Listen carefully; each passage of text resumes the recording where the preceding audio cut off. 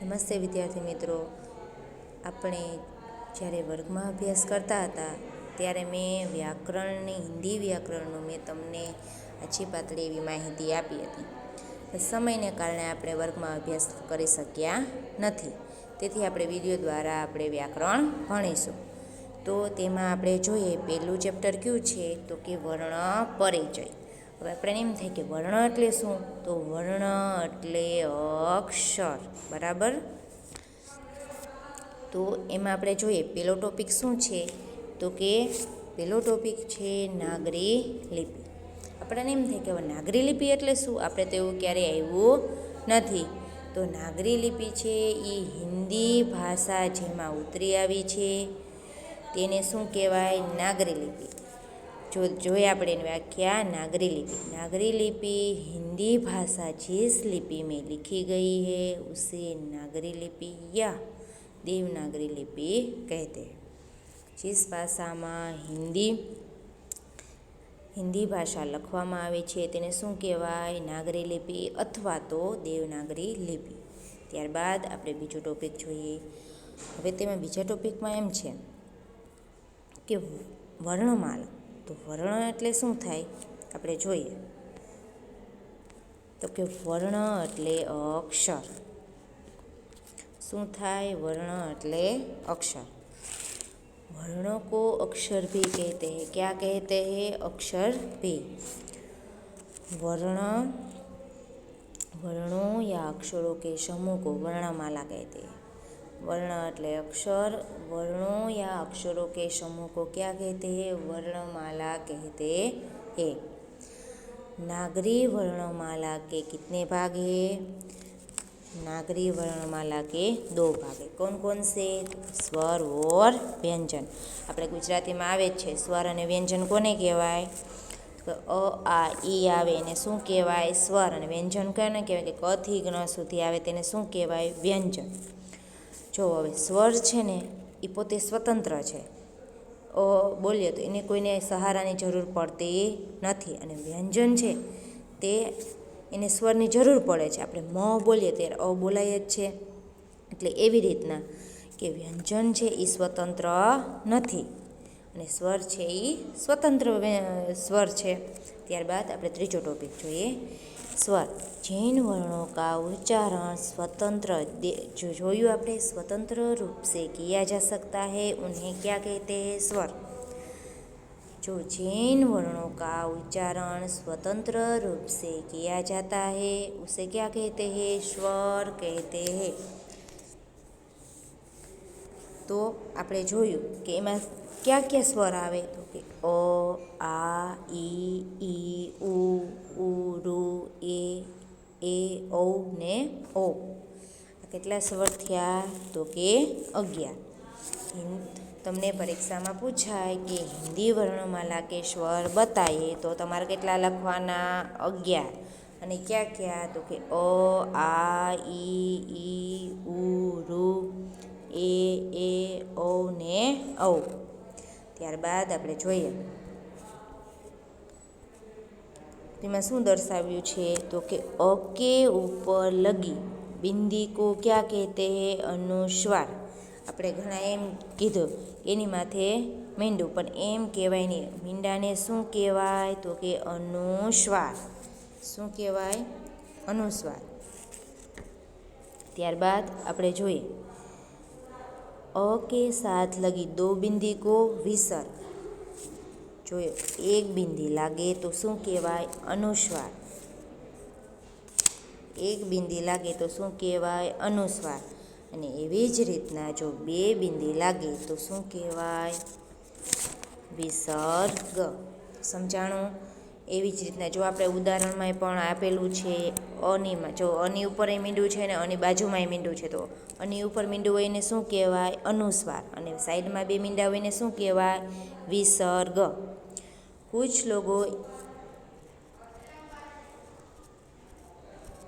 कुछ लोग इन्हें भी स्वर मानते પણ આ ખરેખર 2 સ્વર છે નહીં. જ્યાં સુધી ઓ આવે ત્યાં સુધી જ સ્વર આવે, પણ અમ ને અહ આવે એ સ્વર આવતા નથી. અને માથે મીંડું હોય એને શું કહેવાય? અનુસ્વાર. અને સાઈડમાં બે મીંડા હોય એને શું કહેવાય? તો કે વિસર્ગ. इनके साथ नागरी वर्णमाला में कितने स्वर है? तो કે 13 स्वर. ત્યારબાદ આપણે ચોથો ટોપિક પહોંચ્યા તો કે વ્યંજન. તો આપણે જોઈએ વ્યંજનમાં મેં તમને જ્યારે આ બીજો ટોપિક આપણે ભણતા હતા ત્યારે કીધું હતું કે વ્યંજન છે તે સ્વતંત્ર નથી, તેને બીજાનો સહારો લેવો પડે છે. જ્યારે કોઈ પણ નાનું બાળક હોય તો ત્યારે ક્યારેય એકલો હાલવા નથી માંડતો, પણ એને સહારો લેવો પડશે, પછી એ પોતે જાતે હાલવા શીખે છે. એવી જ રીતના વ્યંજન છે, તો વ્યંજનમાં શું કરવાનું છે? તો કે વ્યંજન છે એ પોતાનો રીતે વર્ણન પોતે રીતે વ્યંજન છે એ પોતે સ્વતંત્ર નથી. બરાબર. હવે જોઈએ આપણે વ્યંજનમાં.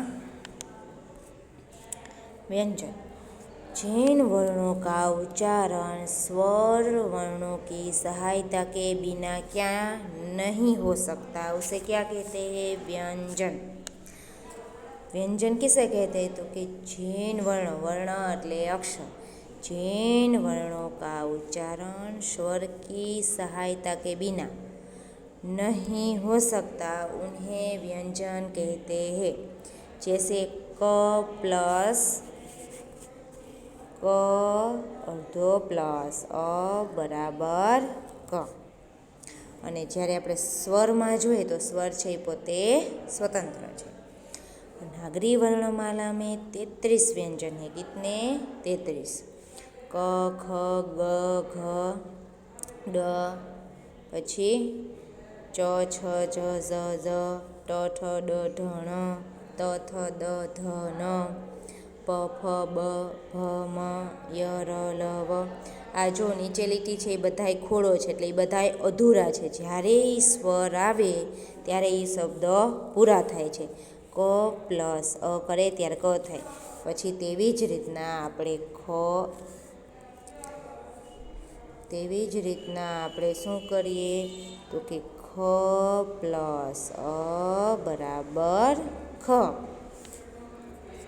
ત્યારબાદ હવે આપણે કેટલામાં ટોપિક પહોંચ્યા? તો કે પાંચમામાં શું આપ્યું છે? સંયુક્ત વ્યંજન. તો એમાં શું આપ્યું? ક્ષ જ્ઞ ત્ર શ કો स्वतंत्रत व्यंजन नहीं माना जाता, इन्हें पण बीजानी जरूर पड़े छे. श त्र त्र श दो अलग अलग व्यंजन मिलाकर बनते हैं, इन्हें संयुक्त व्यंजन कहते हैं. संयुक्त व्यंजन किसे कहते हैं?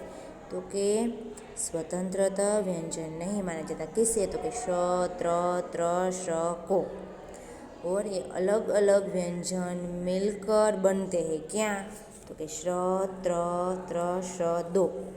ये दो अलग अलग व्यंजन मिलकर जो एक व्यंजन बनते हैं उसे क्या कहते हैं? संयुक्त व्यंजन. ત્યારબાદ જો આપણે છઠ્ઠો પોઈન્ટ જોઈએ, છઠ્ઠા પોઈન્ટમાં શું આપ્યું છે? તો કે हिंदी भाषा में नुक्ता यानी कि बिंदी वाले ड और ढ, जो ये दोनों शब्द देखिए, द और ढ को वर्णों का भी प्रयोग होता है. तो આપણે જોઈએ કે બે અક્ષરો, વર્ણ એટલે અક્ષરોનો બેનો પ્રયોગ થાય જ છે. એ વર્ણ ડ और ढ व्यंजन के नीचे नुक्ता यानी कि बिंदी लगाने से बनते हैं. તમને પરીક્ષામાં પૂછાય નુક્તા बिंदी को हिंदी में क्या कहते हैं? तो नुक्ता. बराबर. ત્યારબાદ આપણો સાતમો જોઈએ. हिंदी भाषा में गुजराती के अड़ वर्ण का प्रयोग नहीं होता. અળની જગ્યાએ શું આવે છે? અળની જગ્યાએ લ આવે છે. શું આવે છે? લ અળની જગ્યાએ. આપણે જોઈએ સાતમો ટોપિક. हिंदी भाषा में गुजराती के अड़ वर्ण का प्रयोग नहीं होता. देखिए, अड़ वर्णों का प्रयोग नहीं होता, उसकी जगह कौन सा प्रयोग हो जाता है? ल का ही प्रयोग होता है. जैसे वर्णमाला में આપણે ગુજરાતીમાં જોઈએ માળા, તો માળામાં શું લખાશે? માલા લખાશે. શું લખાશે? માલા. પછી કલામાં કલા, બળમાં બળ, કેમ કે અળનો છે એ હિન્દીમાં પ્રયોગ છે, શબ્દ પ્રયોગ છે નહીં. અળની જગ્યાએ હિન્દીમાં શું લેવામાં આવ્યું છે? તો કે લ. બરાબર. જો અળનો પ્રયોગ ક્યારે હિન્દી શબ્દમાં આપણે ચોપડીમાં ક્યારે જોયો કે અળનો પ્રયોગ ક્યારે કરવામાં આવ્યો? પણ નહીં. જો તમે મરાઠી ભાષામાં જોશો તો એમાં આવી રીતના લખાશે અળ. આ છે એ મરાઠી ભાષાનો શબ્દ છે. અળ એ મરાઠી ભાષામાં અળ આવી રીતના લખવામાં આવે છે. જે તિલક લખવું હોય તો એ તિલક આમ કરીને આમ લખતા હોય છે. જોયું? એવી જ રીતના હવે આપણે જોઈએ બીજો ટોપિક કયો આપ્યો છે, તો આપણે એનું સ્વાધ્યાય જોઈએ તો નિમ્નલિખિત વર્ણો મેં સે સ્વર કો અલગ લખે. એટલે આમાં તમારે જે છે એમાં સ્વરને અલગ પાડવાના છે. જેમ કે અ નીકળે, પછી ઈ નીકળે, ઉ નીકળે, એવી રીતના સ્વરને અલગ પાડી અને વ્યંજનને અલગ પાડવાના છે. આમાં શું કરવાનું બીજા ટોપિકમાં જોઈએ તો બીજામાં શું નિમ્નલિખિત વર્ણો મેં સે વ્યંજન કો અલગ. પહેલામાં સ્વરને અલગ કરવાનું, બીજામાં વ્યંજનને અલગ કરવાનું. ત્રીજામાં શું આપ્યું છે कि निम्नलिखित वर्णों में से स्वरों और व्यंजनों को अलग अलग लिखिए. એટલે આ બેમાં શું કરવાનું? અલગ અલગ લખવાનું છે, સ્વર અને વર્ણને.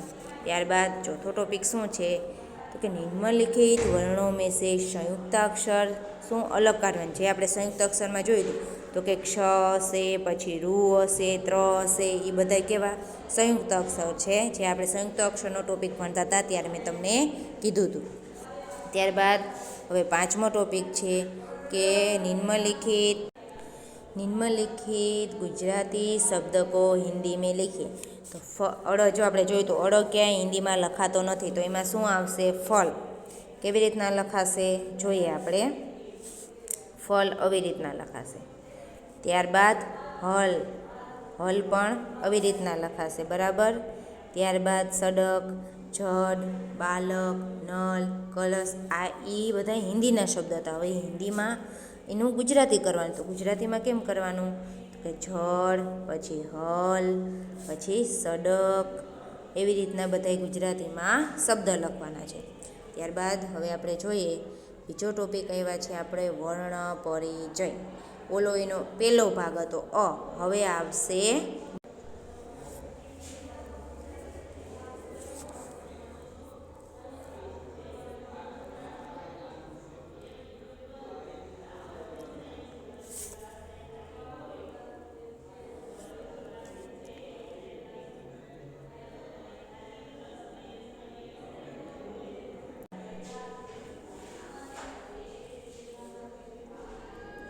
संयुक्ताक्षर बन जाता है.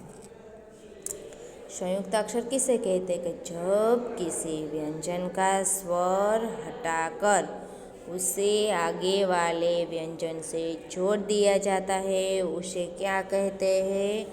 संयुक्ताक्षर.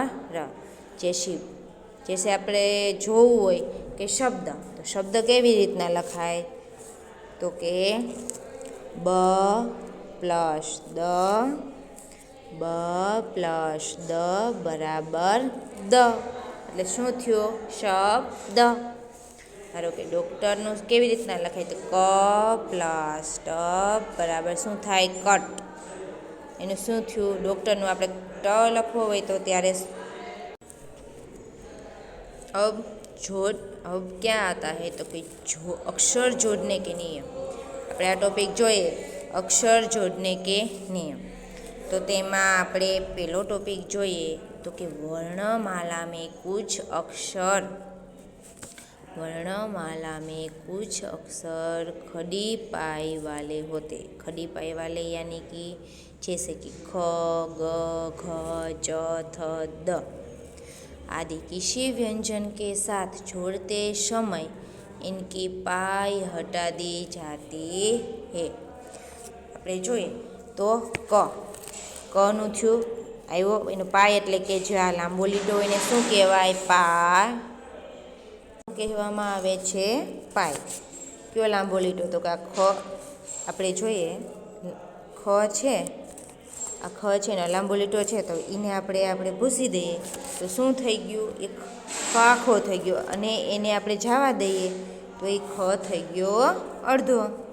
એવી જ રીતના સંખ્યા, પછી ગમાં આવશે અગ્નિ, વિઘ્ન, સચ્ચા, સજ્જન, સત્ય ઓર તથ્ય. ચાલો આપણે બીજો જોઈએ. બીજામાં શું આપ્યું છે? તો कुछ अक्षरों में पाई नहीं होती, जैसे कि क, छ, ट, त, फ, र, ह. જો આપણે મ લખીએ, મ આમ છે, તો આ એનો છે લાંબો લીટો, એને શું કહેવાય? પાઈ. તમે પૂછ્યું કે મેડમ પાઈ એટલે શું? તો પાઈ એટલે કે જે શબ્દમાં જેને જોડવામાં આવે એને શું કહેવાય? પાઈ. તો જ્યાં ટ છે તો એને ક્યાંય એવું જોડવામાં આવતું નથી, જોડે તો શું થઈ જાય? ટા થઈ જાય. અને ક છે એ સ્વતંત્ર છે, તો કેના? જો ચ છે, પછી આ જ છે, એ બધા પાઈવાળા શબ્દ છે. ત છે, ગ છે, ખ છે, એ બધા કેવા શબ્દ થયા? તો કે પાઈવાળા શબ્દ. ત્યારબાદ આપણે જોઈએ તો એના ઉદાહરણ પણ ઘણા આપેલા છે. જો कुछ अक्षरो जैसे कि कोठ, પછી મક્ખન, ચખા, ખદ્દર, અड्डा. ત્રીજું જોઈએ આપણે र और ह के नीचे अनुस्वार जोड़े जाते हैं, જેમ કે બ્રાહ્મણ છે, પ્રહલાદ છે, ચક્ર, ગ્રહ, શીઘ્ર, ટ્રેન, એ બધા શું છે? તો કે સંયુક્ત અક્ષર છે. પછી સંયુક્ત અક્ષરના જ્યારે આપણે સ્વાપોથી કરે તો ત્યારે મેં તમને સમજાવ્યું હતું કે સંયુક્ત અક્ષર કોને કહેવાય? તો કે જે શબ્દમાં ક્ર છે તો એ ક્રનો અડધો, એમાં શું ક્ર બોલીએ એટલે રનો ઉચ્ચાર થાય છે, તો ક અડધો આવશે, ક્ર અડધો આવે, લીટો એટલે એ વાક્ય અધૂરું કહેવાય, અથવા તો એ શબ્દ અધૂરું કહેવાય. ક અડધો આવે પ્લસ ર આખો આવે બરાબર શું થઈ જાય? ક્રમ. થઈ ગયું ક્રમ. એવી જ રીતના બધા ઉદાહરણ આપ્યા. જો બ પ્લસ દ બરાબર ધ થઈ ગયું આખો, એ તો શું થઈ ગયું? ગધા. ત્યારબાદ આપણે દ પ્લસ ધ શું થયું? ધ આખો થઈ ગયો, તો એનું શું થયું? શુદ્ધ. પછી દ પ્લસ મનું શું થયું? પદ્મ. આ બધું આપણે સ્વાપોથીમાં આખું છે, આખું બધું આપણે સ્વાપોથીના પહેલાં અથવા તો બીજા ચેપ્ટરમાં આવેલું હતું, ત્યારે મેં તમને આ કરાવ્યું હતું. ત્યારબાદ આપણે ચોથું જોઈએ. जो मुक्ता એટલે कि हिंदी में अरबी तथा फारसी के कई शब्द आ गए हैं, उन शब्दों को प्रयुक्त क, ख, ग, च, फ वर्णों में नीचे बिंदु लगाया जाता है. खनी नीचे जो बिंदु लागे, खनी नीचे बिंदु लागे, ये બધા फारसी અને अरबीना शब्द है, जैसे कि कलम, गम, आज़ाद, सफ़र. इस हिंदी उसे क्या कहते हैं? नुक्ता कहते हैं. क्या कहते हैं? नुक्ता. क्या कहते हैं? नुक्ता कहते हैं. शब्दों के सही उच्चारण के लिए नुक्ता का प्रयोग होता है, जैसे उच्चारण करते समय और जैसे जोर से आवाज़ दिया जाता है, जैसे ड, ढ शब्द प्रारंभ में आते हैं, उनके नीचे मुक्ता लगाया जाता है, जैसे डॉक्टर, डमरू, डलिया, ठलान और ढक्कन. વિદ્યાર્થી મિત્રો, જો આપણે અહીંયા સુધી આનું વ્યાકરણ છે તે આપણે 4 મુદ્દા સુધી રાખીએ, બાકીનું હું તમને આવતા લેક્ચરમાં આપણે ભણીશું. અને જે આમાંથી લખાય તો લખો, જો અક્ષર ન દેખાતા હોય, ન લખાય તો કાંઈ તમને PDF દ્વારા પણ મળી જશે. Okay, by.